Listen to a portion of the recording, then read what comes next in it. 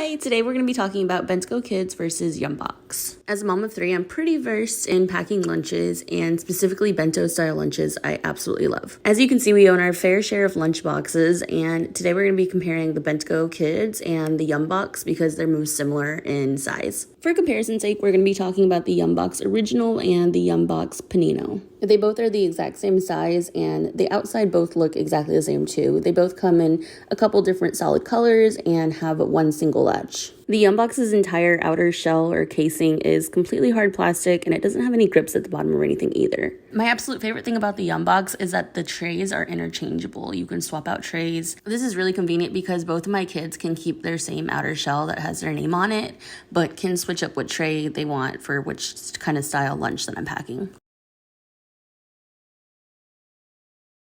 Okay, now let's talk about the Bentgo Kids. The Bentgo Kids was the first ever bento-style lunchbox that we purchased for our kids. The age range they advertise this for is for 3 to 7 years old, and I completely agree with that. The specific ones that we bought were the Bentgo Kids prints that just have like a little design on the outside of them. They only cost a couple of dollars more than the other ones, so I think it's worth it. The outer shell is a hard plastic with a durable rubber trim around it and 2 small latches. When comparing the Yumbox and the Bentgo, I really do appreciate the Bentgo's latches because they're kind of inset and they can't be pushed back too far, whereas the Yumbox, if you push up too far, which a lot of kids tend to pull up their lunch by the latches, it feels like the latch could snap and break. The inside of the Bentgo Kids is quite different than the Yumbox. For one, the tray has a bulkier design that I feel like wastes some space. I think the reason for the tray design makes a lot of sense once you look at the lid. The lid has deep silicone grooves that really make this thing leak-proof. So even though I understand the reason behind the design of the tray, I'm still not a huge fan of it. The bottom of this tray is another reason why it's just really hard to clean sometimes. Alright, so now let's pack a lunch. Since the layout of the trays are a bit different, it's kind of hard to compare like section for section how much each holds. But overall, I will say that the Yumbox does hold a little bit more. For example, the Yumbox held about 3 to 4 spoonfuls of yogurt, whereas the longer section on the Bentgo only held 2. It's kind of hard to tell, but the same thing goes for the other sections. The Yumbox just holds slightly more. The large section on the Bentgo Kids typically holds a half-size sandwich, but if you cut it a certain way, you can squish in a full-size. For comparison purposes, I did use the Yumbox Original tray, but the Yumbox Panino tray will definitely hold a full-size sandwich, no problem. Either way, I think it's pretty easy to tell that the overall design of the Yumbox just holds more food.